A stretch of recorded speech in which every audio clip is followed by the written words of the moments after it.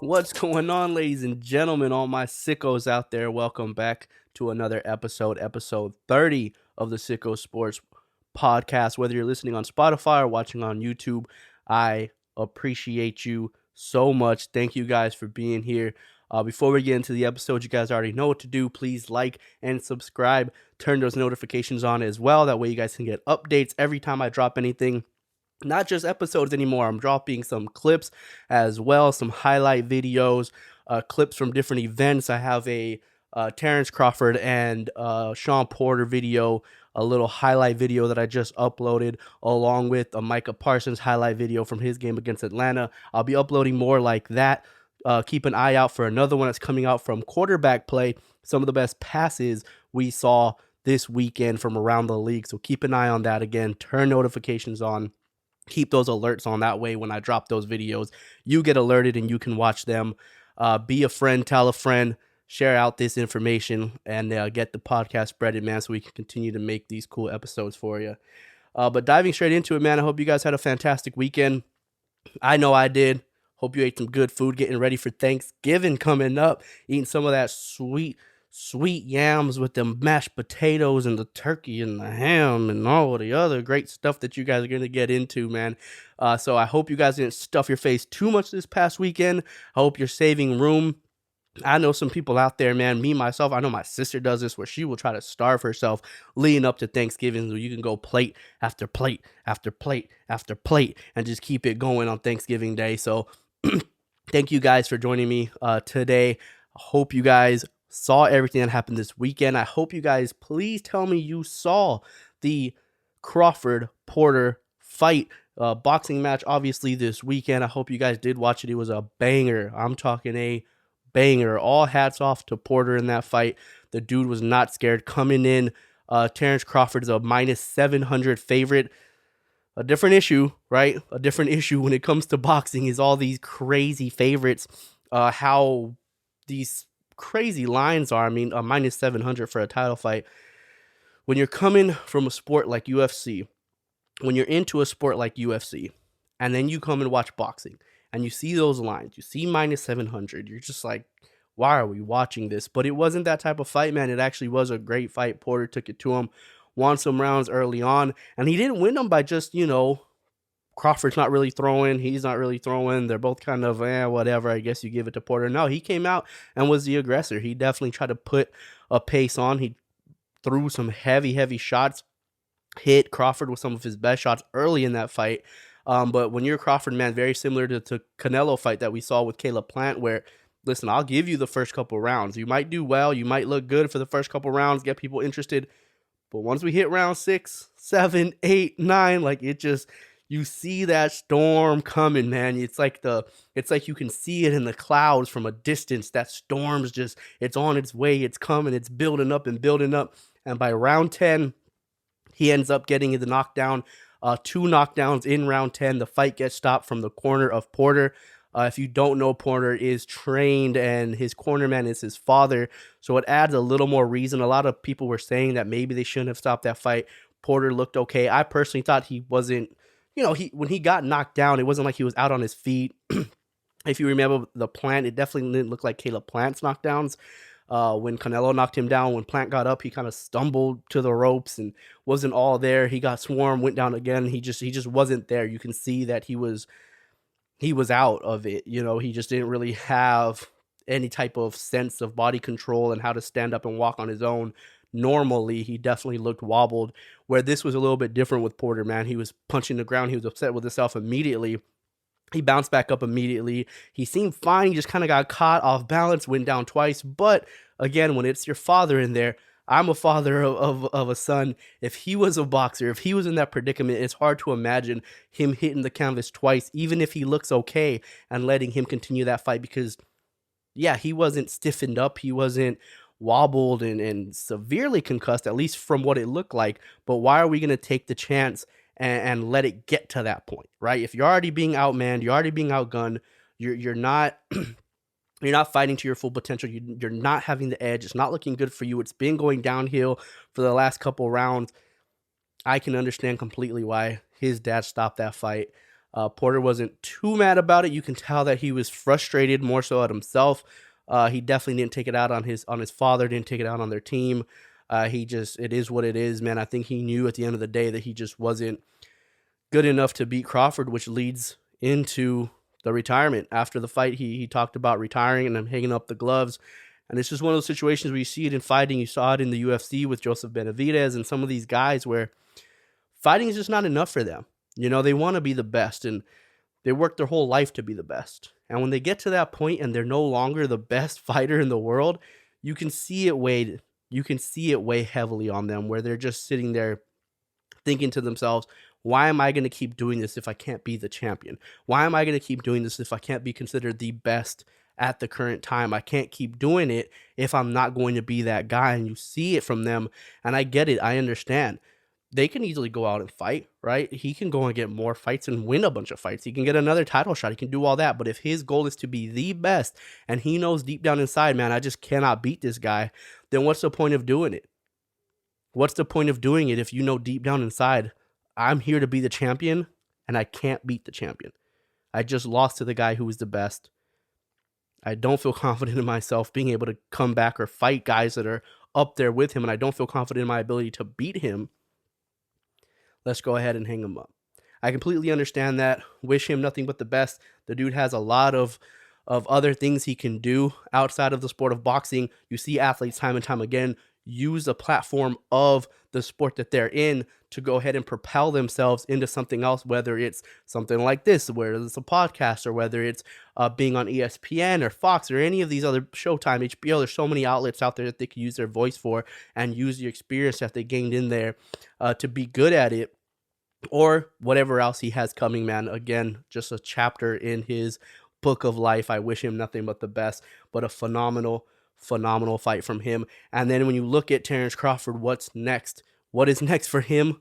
Earl Spence Jr. There's nothing else. There's no other fight out there. That's the big money fight. This is time to get paid. If you're Crawford, if you're Spence Jr., now's the time. Make that money. Put that super fight on. Everybody's buying that pay-per-view. If you don't buy that pay-per-view, something's wrong with you. If you claim that you're a lover of combat sports, if you like the sport of boxing, please don't tell me you're going to buy Logan Paul's or watch Logan Paul's and not watch Terence Crawford versus Earl Spence Jr. Because if you're saying that you're a fan of boxing and you say that the Paul brothers are ruining it and you don't watch this one, then you're full of shit. Watch this fight. It's going to be the biggest fight of the year, in my opinion. Even bigger than Canelo and Plant. Even bigger than Tyson and Wilder. This is the fight of, well, next year, right? It's going to be the fight of next year or the year after, whenever they make it. Hopefully not the year after. Hopefully this fight takes place sometime the next year. It's the big fight. It's the big money fight. They both deserve that payday. And that's finally a fight where who the hell knows who wins that one. That one would be insane. So hopefully, that one gets done here shortly. And speaking of fighting, apparently we got some scrappers in the NBA again. Unfortunately, it happens in the place where you don't like NBA fights to take place, which is in Detroit. The Detroit Pistons play against the Lakers. LeBron James, Isaiah Stewart get into a little altercation. I'm going to put it up now for you so you can go ahead and check it out. Tonight it's their number one guy, Jeremy Grant. Stewart and LeBron. Stewart is hot, and everybody's coming out now. Now this is ridiculous. He must have caught an elbow or something, but... Oh, yeah, we've got a lot of blood streaming from the side of the eye. Look, here goes Stewart.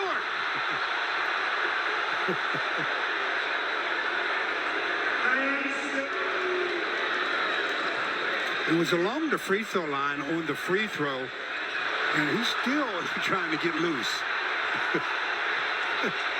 He is knocking over, but he's out of the game without question.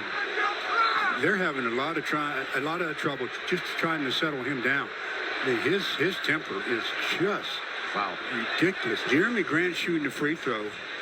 He's in there tangled up, and he inadvertently gets an elbow from LeBron.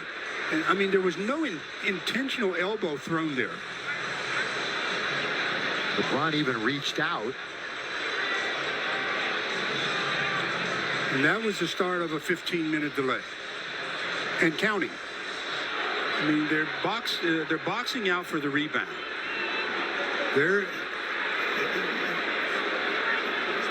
That angle, we didn't really get a look at the two players involved, and that's LeBron and Stewart. And possibly something obvious. So yeah, I mean, they get into a little bit of a scrap. Some blood was spilled.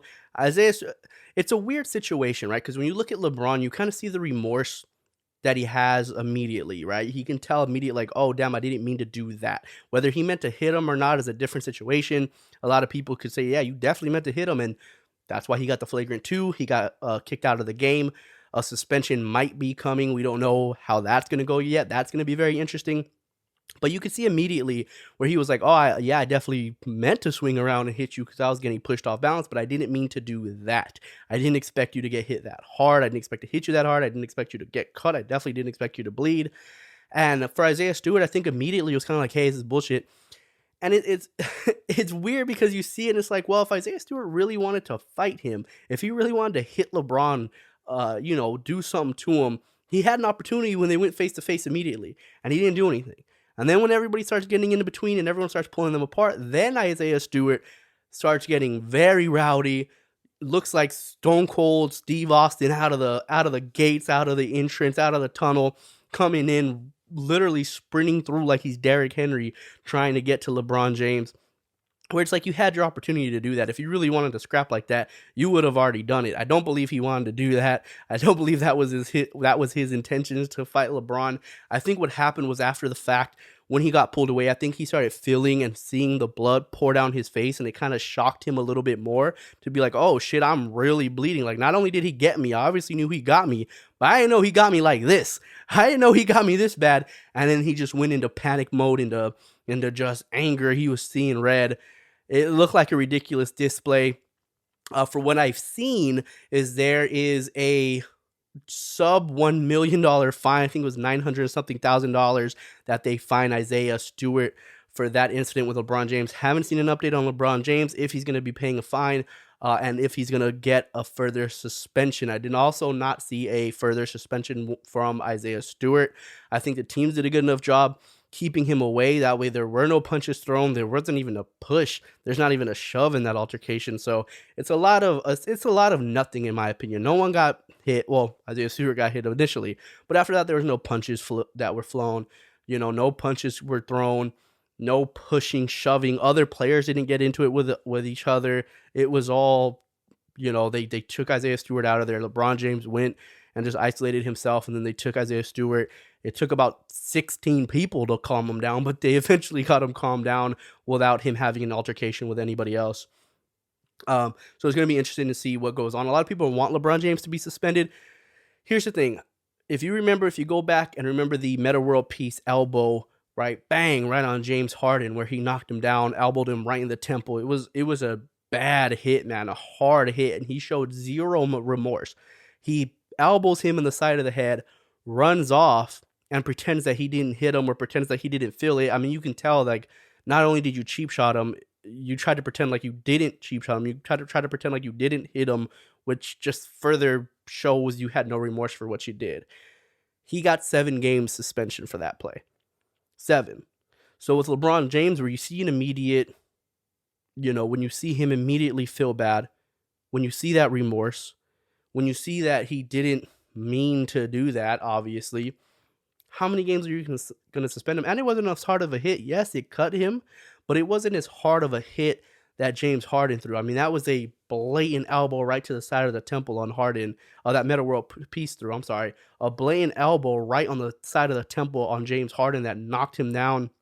I mean, it was bad, man. I mean, it was just a violent, unnecessary, very intentional elbow to the side of the head. I don't know if this is the same for LeBron James, but if he gets suspended, again, I don't see it going anywhere near that 7 games. Definitely don't see it getting past that 7 games.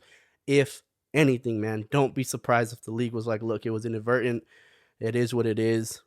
He got a flagrant. We're going to fine him and no suspension. Or if they do suspend him, like I said, I really don't see anything more than like 3 games at tops for LeBron.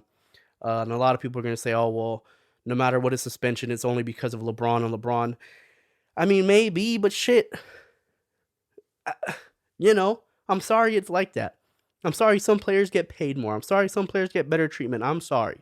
But when you're making that much money, not for yourself, but for the league, things tend to sway your way from time to time. Not saying it's right, but I'm saying is don't be surprised if LeBron James comes out and find out that he gets no suspension for it at all. Again, I'm not rooting for him to get suspended. I don't want him to get a multiple game suspension. I'm just saying don't be surprised if he gets nothing.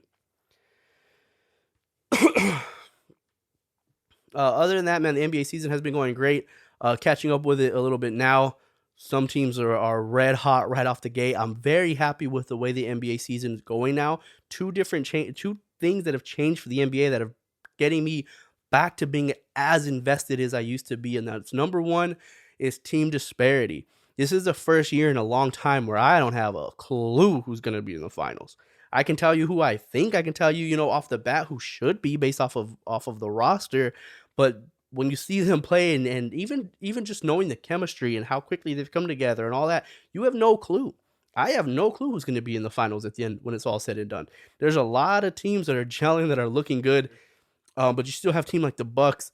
You still have a team like the Nets. You still have the Lakers. You have all these other teams playing great, young teams like the Bulls and the Hornets, and then you throw in the Knicks in there. You throw the Nuggets in there. I mean, there's a bunch of teams that are playing great basketball right now. I have no clue who's going to be there at the end, and I love that. We need disparity in the sport.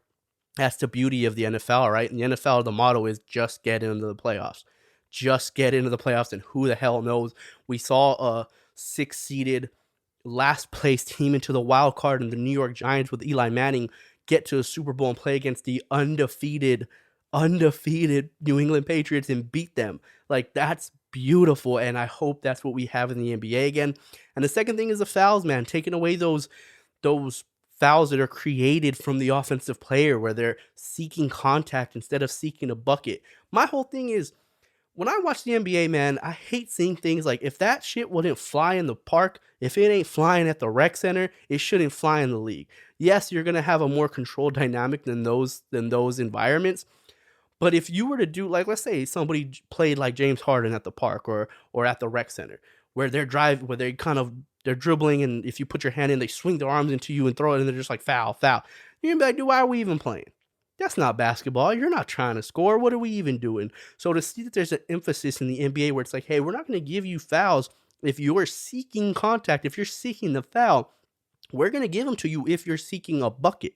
If you're trying to score, if you're making basketball moves, basketball plays, we'll give it to you. But if we don't feel like you're making a basketball move, if we feel like you are trying to force our whistle, we're not going to give it to you. And I love that in the NBA. Bring back a little more. And that's not bringing back physicality. That's just taking away the amount of unnecessary free throw attempts, or taking away the fact that some players are it's not really about learning how to create space and get buckets. It's more so learning how to, finesse the referees. I don't want to see that. It takes away from the game. It takes away from the skill, because a guy like James Harden has all the skill in the world where he doesn't have to do that. It's just a mindset that he has to change. And I think over the course of the season, he's going to start changing. He's going to realize, you know what, man, I just ain't going to get these calls. Let me go ahead and just focus on creating that space and getting buckets instead of doing what I used to do, which was put the onus on the referees and finesse the referees into forcing their hand to blow the whistle and give me calls. I can't really do that anymore.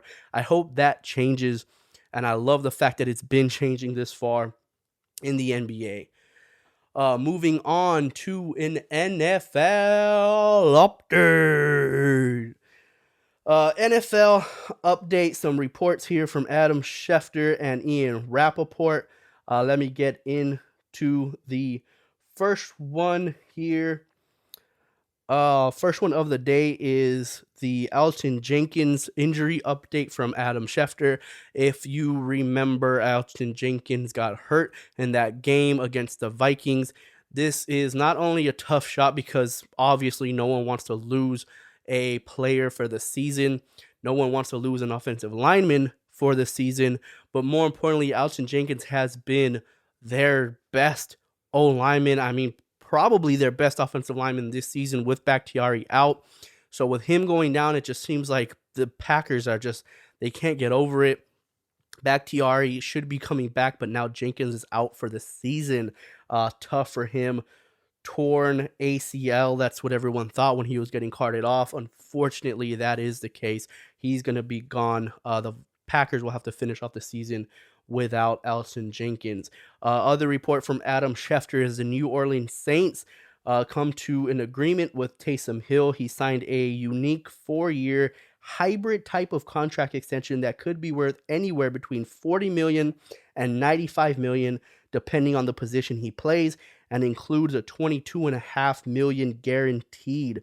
Taysom Hill hybrid deal is unique and unlike other contracts because it pays him a $40 million base salary for the role that he's currently playing, and up to an additional $55 million if he does become the Saints starting quarterback for the next 4 seasons. So it's a low risk deal, in my opinion. I'm not a fan of paying Taysom Hill big money. I don't want to get in on too much of a rant when it comes to Taysom Hill, but this is a guy who I feel like there's so many players out there that can do what he does. There's so many former college quarterbacks who are very athletic and can do what he does if they put him in a role and put them into similar contracts as this one, where they could utilize them as a Swift Army knife, where they can be punt return or gunner specialist on a punt or kickoffs, where they can play a little bit of tight end, they can play a little bit of running back, they can play a little bit of quarterback. It's just teams aren't really doing that. It's just Taysom Hill that's kind of getting this opportunity. Hopefully this opens up the floodgates for other guys. There's so many college quarterbacks out there who are bigger bodied, who've played a little bit of multiple positions that can be used in that way if you create packages for them. It just kind of depends on whether or not they're going to get that opportunity and whether or not a team's going to even want to spend time to create these packages for them.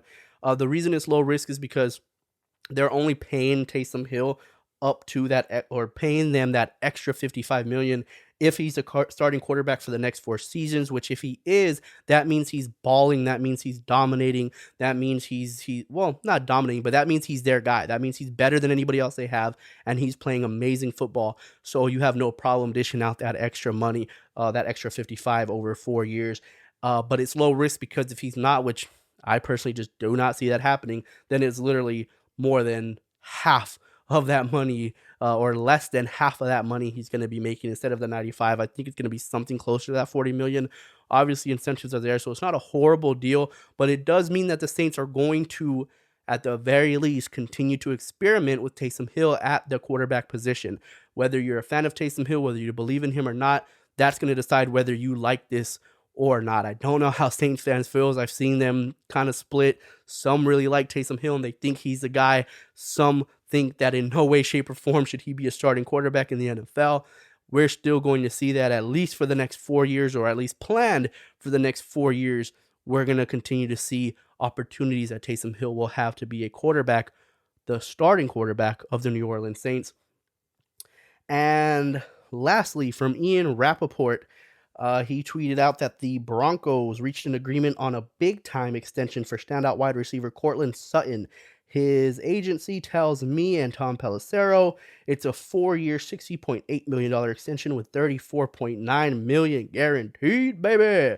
After a torn ACL in 2020, he's back as a star and was rewarded like one. Yeah, big-time signing for the Broncos. I know they did lock up Tim Patrick as well. So Tim Patrick, now they get Courtland Sutton on a multi-year deal. If this isn't the first steps, if these aren't the first steps in enticing somebody, a veteran quarterback, I'm not going to say who, rhymes with Baron Rodgers, if this is not an attempt or at least some type of persuasion. Now, they're locking them up not just because they want to get Aaron Rodgers, for sure. These are two really good receivers. They're very happy with what they've been able to do. Tim Patrick's a stud. Courtland Sutton's a stud.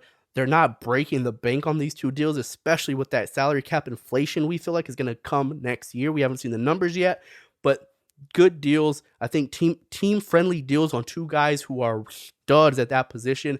But that is a very good way to entice a guy like Aaron Rodgers to come over to Denver if his season or if his time in Green Bay is done. This is a great way for them to try to lure him in. Hey, we have 2 stud wide receivers and we have them locked down for a long period of time. Please come and join them. Do what Peyton Manning did, right? They've been through this before with Demaryius Thomas, with these guys that they kind of showed. They bring in Wes Welker. They do all these things for Peyton Manning. You see them kind of saying, hey, let's do the exact same thing for Aaron Rodgers. When we get to that point, these are going to be big time. These are going to be topics that get brought up. Trust me, some time from now, some months from now, when that thing comes about, if Aaron Rodgers turns out that he's going to become a free agent, they will bring up the signings of Tim Patrick and Courtland Sutton to use that as a persuasion to Aaron Rodgers to come over to Denver. Also in the NFL, just taking a look back at some of the games from the weekend, amazing games. We'll start with the Chiefs over the Dallas Cowboys. The Dallas Cowboys travel to Kansas City. We knew that was going to be a tough game for Dallas. Right, the line came out with the Dallas Cowboys as a 2-point underdog, and a lot of people were wondering why. Why are Dallas a 2-point underdog when they have a better record? Why are Dallas a 2-point underdog when the Chiefs does not necessarily look like the Kansas City Chiefs as of late? Well, that's because just because your expectations of the Kansas City Chiefs haven't been great, they're still winning ball games. And at the end of the day, that's all you want to do is win ball games. And their last game against the Raiders, they finally look like the Chiefs of old and put a beating on them. And they're playing in Arrowhead, which is arguably the toughest place to play football. I mean, I know there's Lambeau Field. I know there's, the 12th man in Seattle. I know that it gets tough in certain areas, but the Chiefs are up there with anybody, man. Arrowhead is just as tough as a place to play as any. And with the Dallas Cowboys traveling with no Amari Cooper, with no Tyron Smith, with no DeMarcus Lawrence, with no Randy Gregory, with no Neville Gallimore, like they had a tall task. And it was surprising. I really thought that the lack of that edge pressure, having Micah Parsons have to play primarily at the defensive end position, him being primarily an edge guy, an edge rusher, was going to affect them defensively, and that's where the Chiefs were going to take over. I thought, Amari Cooper being out was going to hurt the Cowboys a little bit. Tyron Smith being out has definitely hurt the Cowboys. We saw that from the minute he left the field. A lot of people going into the season kept talking about the backup quarterback situation for Dak Prescott and the Dallas Cowboys. For one, I think we can see now the backup left tackle position was much more important in the position that they needed to secure. They did not. They moved a right tackle in Terence Steele over to left tackle, and he has been struggling, to say the least, at that position. It has not been good at all. And we saw what happened, man. I thought that the Cowboys were going to struggle a little bit on offense, and they would maybe someone would have to step up, whether it was Cedric Wilson or Noah Brown. You would think Cedric Wilson more so would step up in place of Amari Cooper and especially CD. Unfortunately, CD gets hurt. He has to exit the game as well. It's not like he was tearing it up before that anyway. But you saw, like I said, one of those two guys were going to have to step up, and neither one of them did. They both had drop passes that they don't usually drop. Wide open Cedric Wilson, blatant drops where it's just like, well, he doesn't do that. He hasn't done that all year, filling in with Michael Gallup. And in the game where you feel like you need him most, he starts dropping passes. Cannot get anything going in the screen game. They just, they're calm. They're getting into the right looks, against zero looks, against zero coverage looks. They're trying to get into the right situations and get quick screens out to the outside where, hopefully you get a one-on-one situation with a corner or safety and you can make a man miss. Unfortunately, Dalton Schultz misses a block. Cedric Wilson misses a block on running back screens. We saw both tackles, Terence Steele and La'el Collins, miss blocks on a on a tight end screen and a running back screen. So it just didn't look good, man. The offense definitely let it down. The defense actually surprisingly played better than expected. Micah Parsons is a dog. Micah Parsons is an absolute animal. 3 sacks in that game, 1 forced fumble as well on Patrick Mahomes.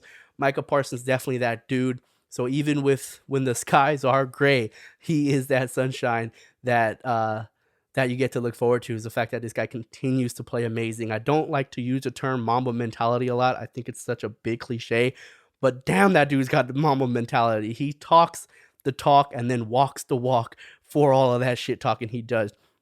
He talks about being great. He talks about being the best athlete on the field. He talks about being the best player on the field, being the best defensive player in the league. He talks these things up so much, but he goes out and puts in the work. You see him, the work he did with DeMarcus Ware. You see the work he does at the linebacker drills. You see them, having him calling the plays early in the year. You see that just natural God-given ability to be relentless in the pursuit of getting better. From week 1 to week 10, he has gotten better and better and better, and it is a scary sight for the rest of the league when Micah Parsons is playing like that. But the crazy thing is, he was not the best defensive player in the game. It was Chris Jones, completely wrecked havoc defensive tackle from the Chiefs. I mean, he single-handedly beat the Dallas Cowboys. They couldn't run inside on him. They couldn't block him. Zach Martin couldn't block him. Sure as hell, Connor McGovern and Tyler Biotish couldn't block him. Whatever Chris Jones wanted to do in this game, he did. He single-handedly stopped the Dallas Cowboys from being able to do anything. Run the ball, pass the ball, didn't matter. Chris Jones was a game breaker. This goes back to that left tackle situation. We're having to send a little bit more help. There's a lot of times where we're slide protecting, where we're trying to get Connor McGovern to help on Frank Clark, to give some type of help over to the left side that Terence Steele was on. But because of that, we leave Tyler Biotish or we leave Zach Martin one-on-one all game with Chris Jones, and that obviously did not work. The dude wrecked havoc. Moving over to the Packers-Vikings, another big-time game. The Packers, again, like I mentioned with Alshon Jenkins, continue to get hit by that injury bug. It is not looking good for Green Bay. I talked about this before. The Green Bay Packers, to me, have been the most impressive team. Up until this point, they've been one of the most impressive team, if not the most impressive team in the NFL, because they had every excuse to lose more games. They play a game without Aaron Rodgers. Yes, they lost, but they looked damn good. Their defense looked absolutely amazing in that game. They beat the Cardinals in Arizona without Devontae Adams, without Valdez-Scantling, and I believe without Allen Lazard as well. They go in and beat Arizona with all those dudes out. They've had Jair Alexander out. They've had Zaire Smith out. They've had Bakhtiari out, a slew of injuries on the offensive line. They still continue to win games. However, it finally caught up to them in Minnesota. We knew this was going to be a tough game. We knew it was going to come down to the last minutes. We knew it was going to come down to a last drive, a last possession, because, well, that's how every game from Minnesota goes. Minnesota doesn't know how to play games that don't come down to the last drive of the game. And Minnesota tried to give this game away. I mean, the Packers had every opportunity to win this game. 2 interceptions that had to be brought back. One of them on a penalty, and then one of them at the end of the game that would have sealed the game was a pass that Darnell Savage just didn't hold on to, unfortunately. He had it right in his hands. The ball kind of squirts out at the end. You got to make that play. I mean, I know they say if he could catch, he would be playing offense, but damn, you got to make that catch. I mean, he didn't get hit. The ball was kind of lofted to him. How do you not catch that ball if you're Darnell Savage? He doesn't. Kirk and the Vikings do their thing. They end up getting the tie. They end up getting the game winner. Big time win for the Vikings. Again, the Packers got to get healthy ASAP. And the same thing goes for the Dallas Cowboys, who I was just talking about. You know, people like to put a lot of blame and onus on the quarterback position or coaching, but injuries matter, man. If injuries didn't matter, then why would you pay anybody? Right? If you're like, oh, well, they can't do it without Bakhtiari, they can't do it without one corner or without one pass rusher, like they still have Rodgers, or they can't do it without a couple edge rushers and a left tackle, they still have Dak. If they could, then why would they pay them? Why would you not rather just save the money than pay those guys if it didn't matter if they were playing or not? It matters, man. You're talking about the Dallas Cowboys. They had $54 million worth of this year's salary out. If I took $54 million from any business, not including, a Jeff Bezos or an Elon Musk ran business, if I take $54 million worth from any business, they're going to hurt. They're going to be impacted by that. The same thing goes in the NFL. They were impacted. They felt it. And the same thing for the Packers. The same thing goes for them.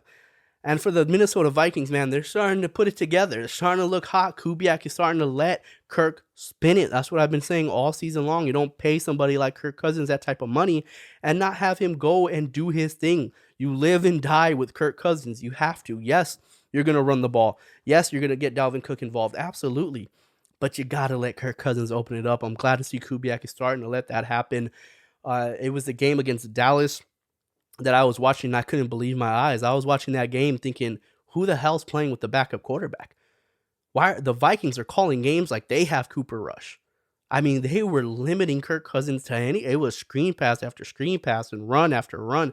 They were not letting the opening drive of that game, Kirk pushing the ball downfield. He had Justin Jefferson on a deep ball. He had Thielen on a deep ball. He was opening up. I said, oh, it's going to be a long game. Kirk is really going to, they're going to really try to open it up deep and then run the ball late in the game. And no, they got away from it. Quick 7 points, drove down, boom, boom, boom, like nothing, and then just disappeared from it.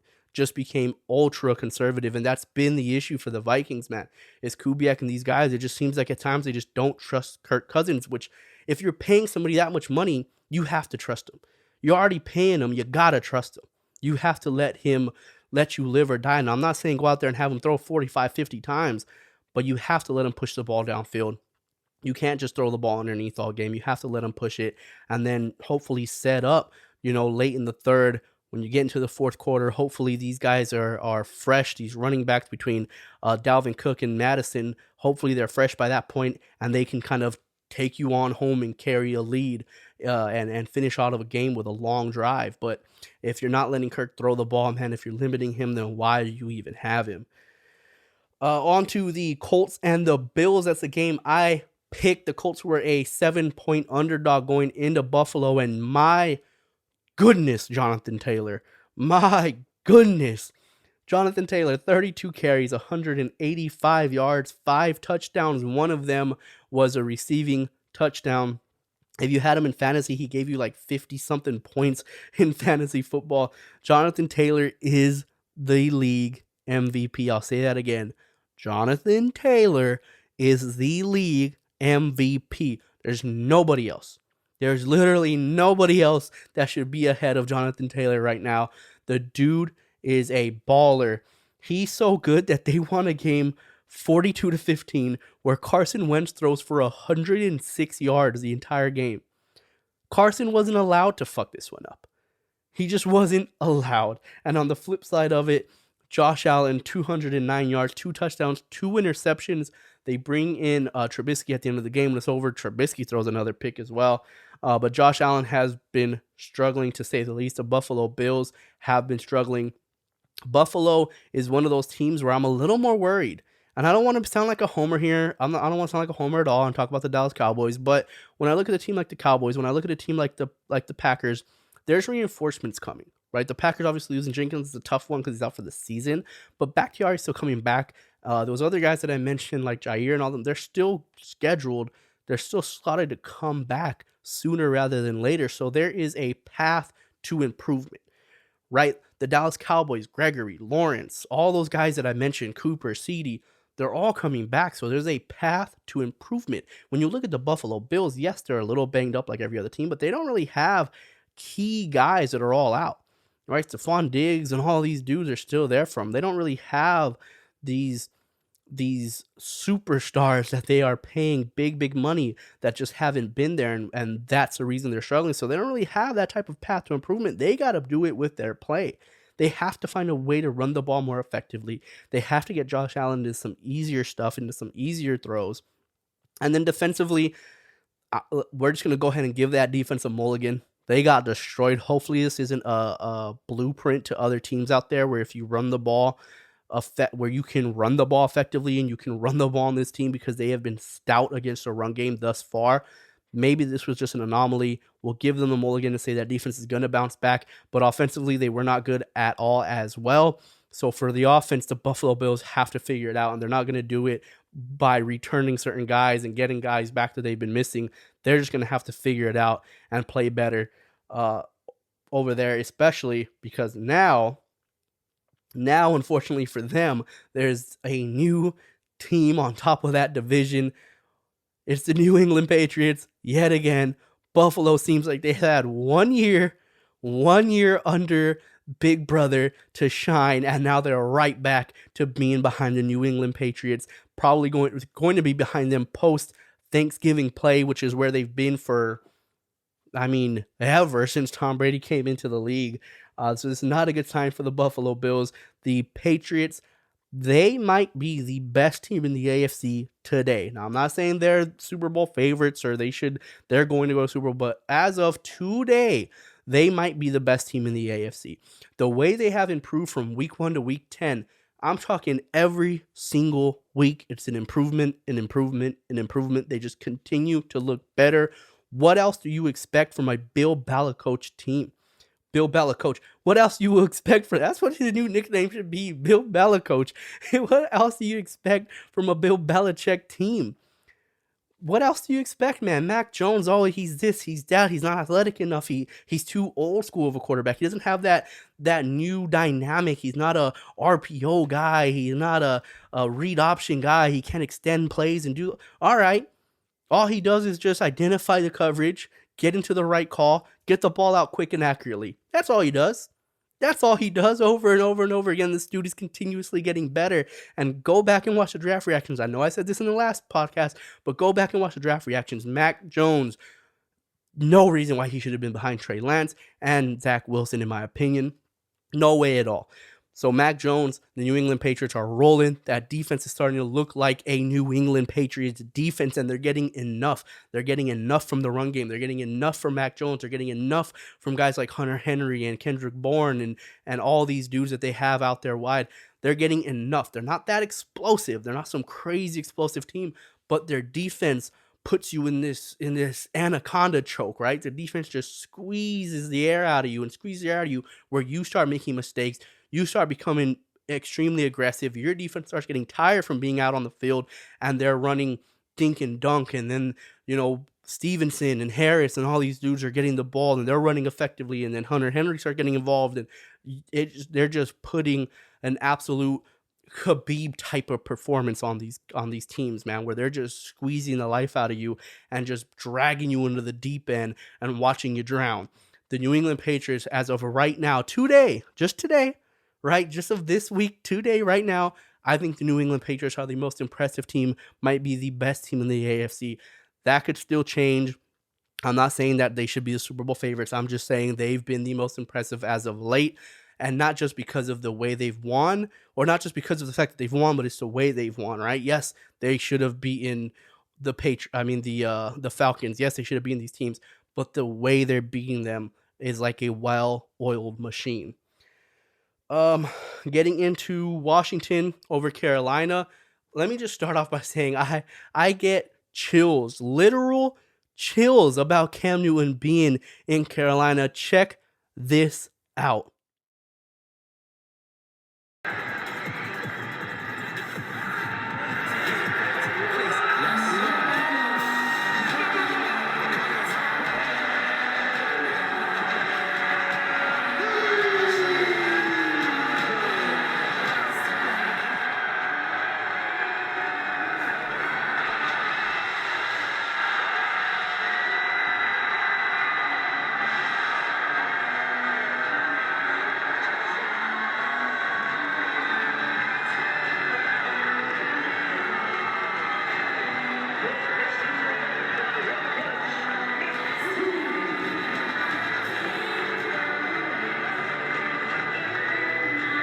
If that doesn't excite you, if you cannot be happy for Cam Newton, then there's a bigger issue about you.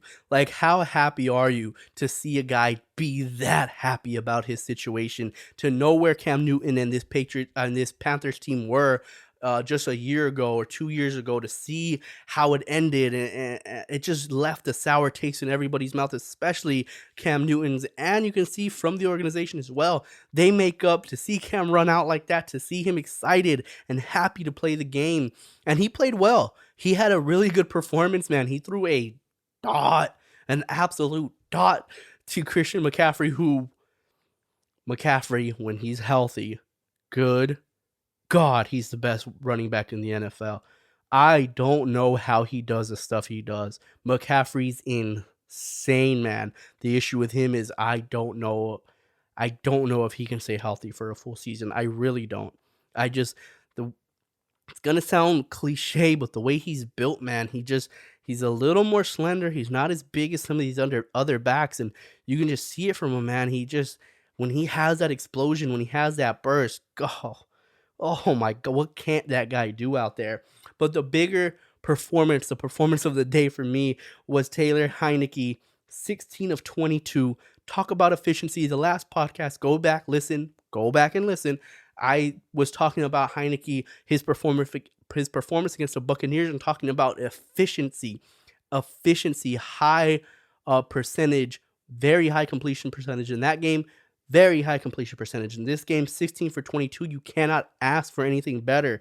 206 yards, 3 touchdowns, 0 turnovers. What else do you want in a quarterback? All that flashy 350, 400-yard games, that's cool. That's awesome. But when the quarterback's going 16 of 22, 3 touchdowns, 0 picks, it doesn't matter how many yards he throws for. He threw for barely 206. He didn't have some crazy game. He's not going to win player of the week. He's not winning no MVP awards with that type of performance. But that's a performance that gets you wins. That's the type of performance that can get a team into a playoffs. Those type of performance, those game manager performances, yeah, manage the game. You know where I'm managing it? Managing it to a victory. I'm managing us to another win. Taylor Heineke, I love this dude, man. The way he plays, his grit, that type of just toughness, that fearlessness.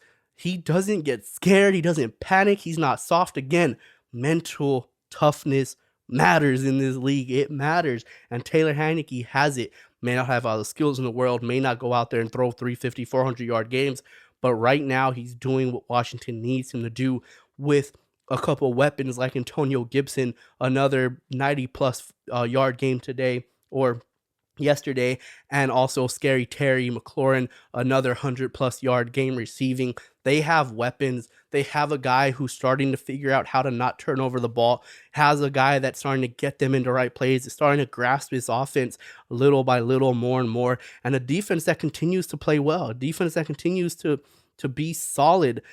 You know, not the defense that we thought, especially early in the season, they were getting routed, but little by little, man, they're starting to get it together. They're starting to play a little more soundly. They're not giving up those big plays, and they end up with a big-time win. 2 in a row now. They beat Tampa Bay. Now they beat Carolina. This is a team that's on a little bit of a run, and check this out. Next 2 games, Seattle and the Raiders.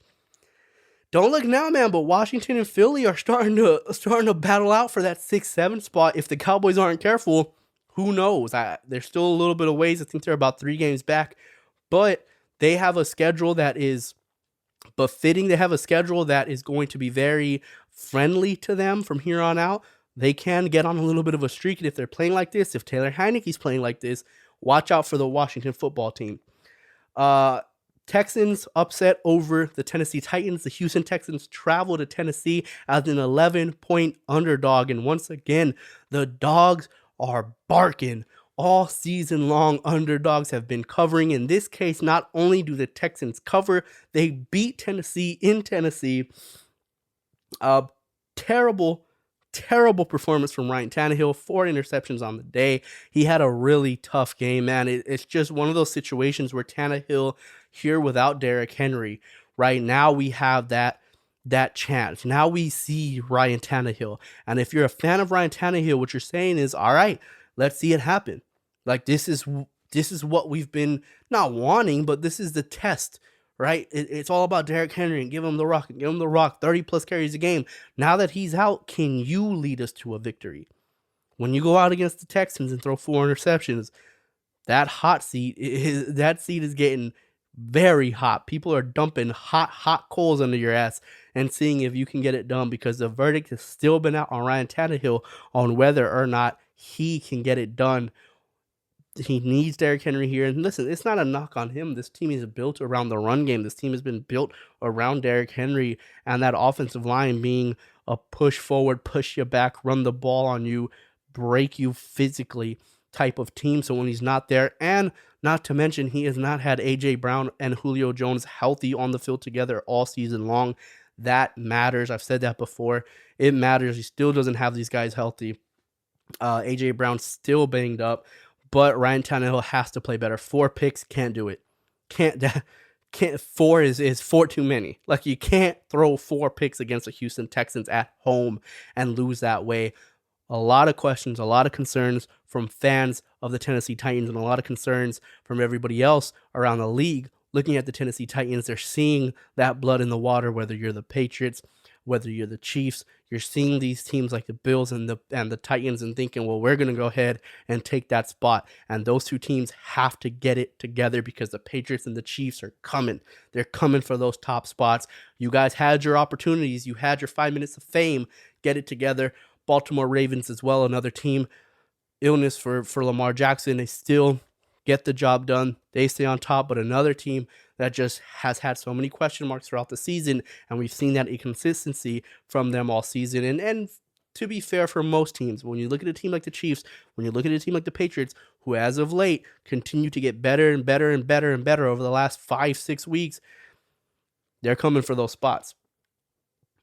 Niners and Eagles starting to cook up a little bit, starting to get hot a little bit. And if you're the Eagles fan, man, do you have an easy schedule from here on out. You got the Giants, you got Washington a few times, you got the Jets coming up. Your toughest game, your only game against a winning team is the last game of the season against the Dallas Cowboys, which could turn out to be a very important game for either both teams.